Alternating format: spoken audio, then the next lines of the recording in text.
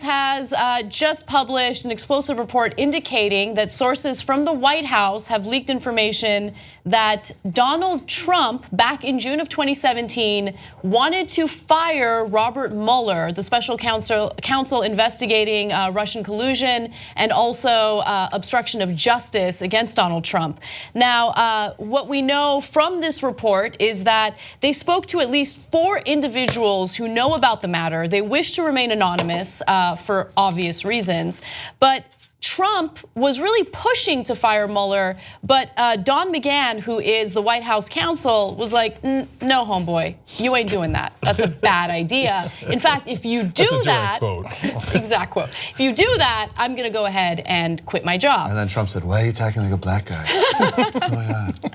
So Trump apparently had mentioned conflicts of interest involving Mueller for his reasoning as to why it made sense to fire him. Now, again, Trump didn't end up firing Mueller because of the fact that McGahn would not have it, okay? But let me tell you what the conflicts of interest were, at least in Trump's perspective. First, Trump claimed that a dispute years ago over fees at Trump National Golf Club in Sterling, Virginia, had prompted Mr. Mueller, the FBI director at the time, to resign his membership. That is a long game played by Bob Mueller. That is that is hold for years. Right. One day you're gonna leverage yourself into the presidency. You're gonna have questionable relationships with a foreign government as well as just sort of like endless financial improprieties. I'm gonna get in charge of an investigation of you, and then. Yeah. So then you'll see, you shouldn't have raised my fees by $20. Yeah, that's right. Then you'll see. So there's more. The president also said Mr. Mueller could not be impartial because he had most recently worked for the law firm that previously represented the president's son-in-law, Jared Kushner. But wouldn't that be a conflict of interest that would potentially benefit Trump? Maybe the conflict between Trump and Jared around Ivanka. You know, time with Ivanka. But also recall that when Trump was working it out with Rod Rosenstein to. That initially his complaint for firing Comey, which he then took ownership of in the interview with Lester Holt, that his reasoning for firing Comey was mishandling the Hillary Clinton investigation, but mishandling it because of the incredibly derogatory speech that Comey made about Clinton in announcing that there would be no charges. So again, it's just both of these things show that they're just looking for things. It doesn't matter what the things are, right? Anything. So finally, Trump said that Mueller had been interviewed to return as the FBI director the day before he was appointed special counsel in May. So that was the third potential conflict of interest that Trump had cited. But again, Donald McGahn did not buy any of it. In fact, after receiving the president's order to fire Mr. Mueller, according to the New York Times, White House counsel Donald McGahn refused, saying he would quit instead. Okay, the most important context here is McGahn and who he is. So is he a White House counsel that was already there, like the doctor, the White House doctor was already there? So when he said that Trump is in good health, people were a little skeptical about the weight and the height, et cetera, but they were like, well, that's a respected doctor. He did Obama's, he did Trump's. In McGahn's case, that is not the case. He has been an associate of Donald Trump for a long, long time. And he was the main lawyer on the campaign. Not only that, he goes over to the White House and he helps Donald Trump, fire James Comey. He was okay with that. And he was part of that decision-making process. B, he tried to pressure Sally Yates? No, Jeff Sessions to not recuse himself from the Russian investigation. So McGahn is solidly, massively on Trump's side throughout. He is not an independent source. He's of course a Republican, worked on the FEC before, et cetera. But it's not just like a random Republican or an establishment Republican. He is a deep, deep Trump ally. But even him, when Trump says, all right, now let's fire the next guy investigating me, Don McGahn throws up his hands and goes, no, that's crazy. If we fire 2 people investigating you, 1, it looks like you definitely did it. 2, that's definitely obstruction of justice. And he might have at that point been concerned, look, 3 strikes and I'm also out. If I help you obstruct justice 3 different times, I might be in legal jeopardy. But either way, a principled action in this regard, and Mueller doesn't get fired. and it would have, and McGahn is partly right. He's certainly right that it would have caused an enormous controversy and maybe taken down Trump earlier. Right, so another component to this story is the role of Ty Cobb within the administration. And it's never, ever not gonna make me laugh. So Ty Cobb has also been urging Trump behind the scenes to cooperate with Mueller, change the rhetoric involving this investigation and just cooperate, because you will do better cooperating as opposed to just firing people. And so that was an important component of the story for me personally, because Trump is the most inconsistent person imaginable when it comes to his public statements about this investigation. He goes from trashing Mueller and talking about how he can't be impartial publicly, and then all of a sudden he goes on interviews talking about how he thinks Mueller will be completely fair and that he can't wait to talk to him. And it was interesting. So there are forces behind the scenes that are urging Trump to behave a certain way, and to some extent he's listening, which is fascinating. I think it's true that, he is a child. He's a child, and actually I don't even want to say that, it's an insult to children. He's got a really addled brain, and he's a relentless, delusional narcissist. And obviously there is this dynamic where the last person who talked to him, he listens to. What I'm concerned about, though, I think it's good that there's pushback inside the administration, but I'm not convinced at all, that if he fires Mueller, that Republicans in Congress will do a thing. And I think that the dynamic That's a good point. is starting to work now for all of the drama. That when he first got into office, they were like, you know what? This guy is hook lined into the bloodstream of a part of our base. He knows exactly how to speak to them. And he's an idiot, and he's a narcissist, and he's good at media. Let's let him do that, and then we'll run through the agenda, do tax giveaways to oligarchs, get rid of healthcare, the whole thing. And it's starting to actually kind of work. Right. And that's why you see people like Graham, who several months ago were like, oh, he better not do that, oh my Lord, oh blah, blah, blah. And now all of a sudden, there's a lot of Republican senators in the last couple of months who started to make noises about this investigation in Mueller. So I think the broader picture is that the whole party's running interference for him, and there wouldn't be accountability if he did this move. Can I jump in on that? Because I actually agree with you for other reasons. So, who loves Trump? Even if so-called establishment Republicans hate Trump, the people who love Trump are the donors, because he will consistently do favors for the donors. And the donors are the ones funding the Republicans, the establishment Republicans. So I have no doubt that Republicans will do what they can to avoid, impeachment proceedings should Mueller's investigation find impeachable offenses. He's popular with the base, popular with the donors. Yeah, Impeachment's not happening. I don't know that he's popular with the donors, because the fact is that whoever replaced Trump will also be popular with the donors. There's no risk that all of a sudden Mike Pence is going to stand up to the Koch brothers or their ilk. They got what they wanted, and so I think what Michael started off saying is undoubtedly true. They got and so now it's this euphoria of, look, we did it. This is we had to do one thing. My guess is they wanted this more than repealing healthcare. This is the ultimate. This is the generational as project. There was something I retweeted today that the Koch brothers spent $20 million. They're going to spend another $10 million. They made over. They're going to make over $1 billion a year in taxes saved. It's the best return on investment you could possibly imagine. Electoral politics is the only conceivable thing that will push Congress to do anything. It is significant that we've turned the calendar. It's 2018. We are now in an election year. And if they want to do more, they got to keep the House and they have to keep the Senate. So it may suit them at some point to say, all right, we'll stand up to this guy, and then we'll all bask in the euphoria. There's a total asymmetry between national numbers and what is rewarded in those narrowly drawn districts where he's really popular, and there's no problem with any part of this. I got you, but they're in danger of losing the House. They're definitely in danger of losing the House. That's true. So I don't. Yeah, I'm less convinced. I am totally.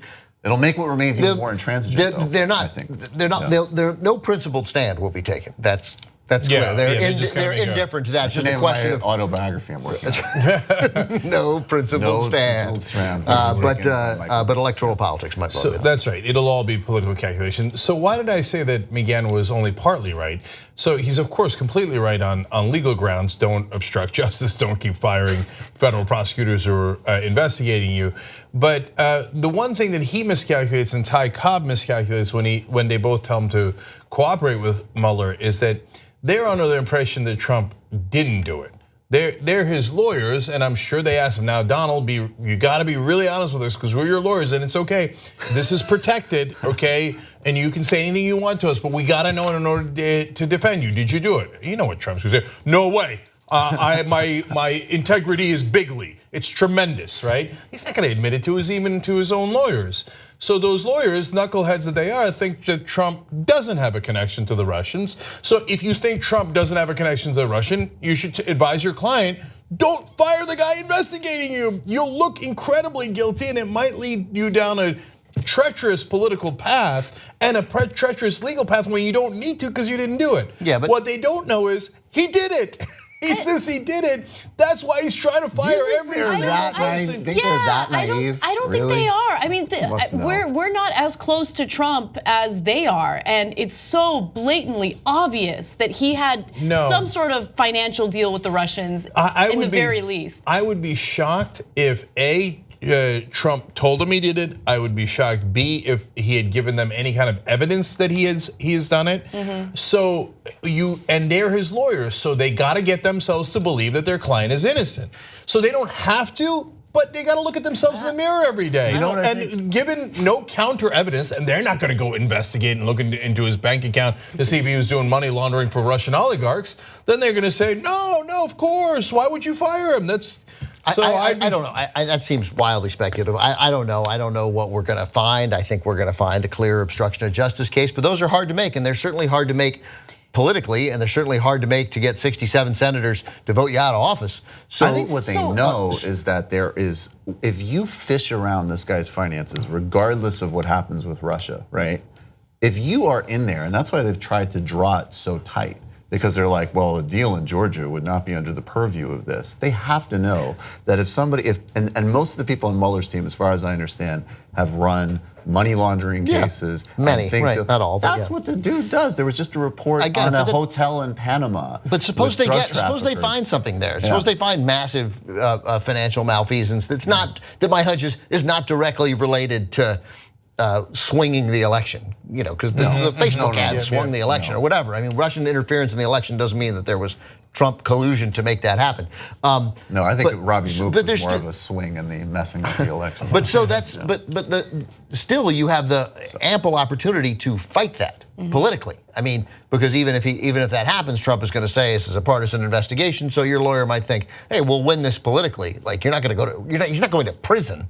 That's not. I think he could. Okay, but also, do you think, by the way, that all of a sudden that Donald Trump we've seen Michael Cohen, the notion, I don't know anything about Don McGahn except that he has behaved poorly in general in this, but I mean, there's no record of Trump having the best lawyers, right?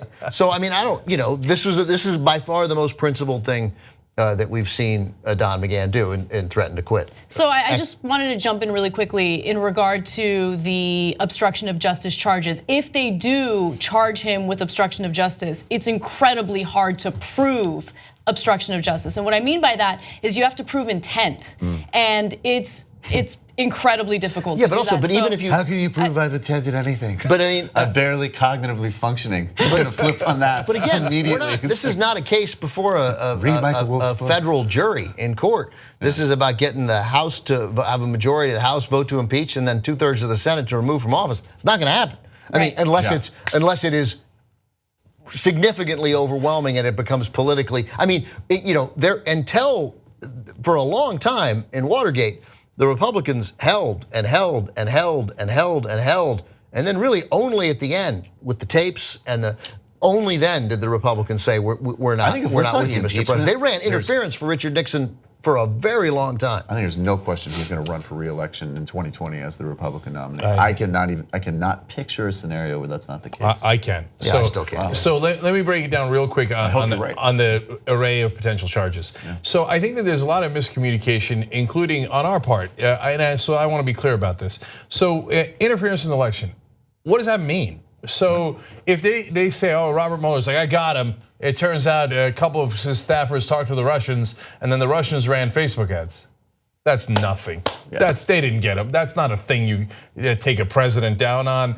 And that's what the Democrats think. They started this warpath based on that flimsy BS, right? So, oh no, Hillary would have won if it wasn't for those dastardly Russians who bought Facebook ads. But even if they prove that she would have won, it still doesn't make any difference. It doesn't make any difference. No, that's the Russians nothing. told her to campaign with Lena Dunham. Yeah.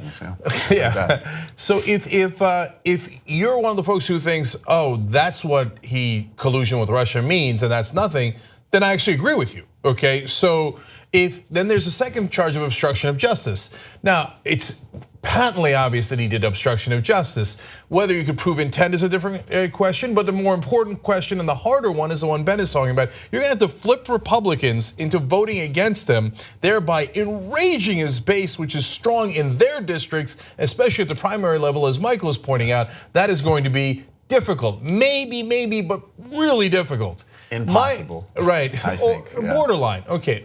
My contention is, and I don't know if Mueller is going to get there, is if he's in his bank accounts at Deutsche Bank, if he's got his tax returns, etc., he will see that Donald Trump has been doing money laundering for the Russians for decades. And at that point, that is a massive crime.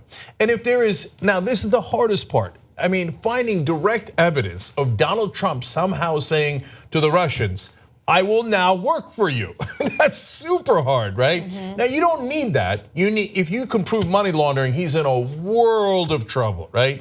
I mean, but if he's got anything along the lines of like, hey, you forgive all my debts, I forgive the sanctions if I'm president, then of course he's toast. Even the Republicans can't withstand that. I would imagine that he has laundered money for, if I had to guess, not just Russians. Like I thought when he made the comments about Haiti, I thought he was gonna come out and be like, I laundered money for Duvalier. How can you say I'm racist? Like this guy has been involved.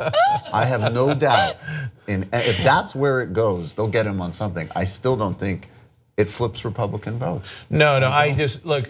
So if unless it's like a tape, maybe a tape. Maybe the tape exists. Look, maybe the Russians have the tape. The thing they like P tape. Who cares about a P tape, right? I mean, the guy slept with a porn star. We all know, paid her hush money from a campaign. No one, like none of that P tape. Who cares, right? I care in the sense that it's gross. Right, but I think that none of that matters except for the fact that if we're a Democratic president, they'd be impeached. Oh, of course. Right. But we're way past that. So the only thing that matters is, do the Russians have goods on him where he emailed, wrote a letter, or talked when he didn't realize he was being taped, saying, yes, I will do a deal. Now, even if they never get that, which will be extraordinarily difficult to get, if they show money laundering, and I'm right, and that's a big if, maybe I'm wrong, maybe he never did money laundering.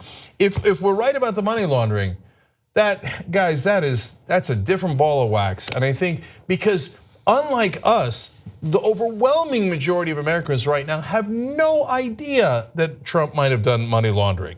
And they will be shocked by it, absolutely shocked. I think that's a different ball game, and he can go down on that. So tough time believing that, but again, all of it's still, it's all political calculus. It all comes to Republicans saying the best thing for our party going forward, the best thing in 2020 is not to have this guy at the front of the ticket. That's it. And then when that calculation's made, they'll cast him loose. They got their tax cut and they'll move him up. If you want to get the whole Young Turks show every single day, become a member, tytnetwork.com/join. And once you do, you'll be saying, you know, I'm like a smart person. Or you might say, I think it's weird. Or you might say, oops. No, that won't be that one. It won't be that one. It'll be great, trust me. tytnetwork.com/join.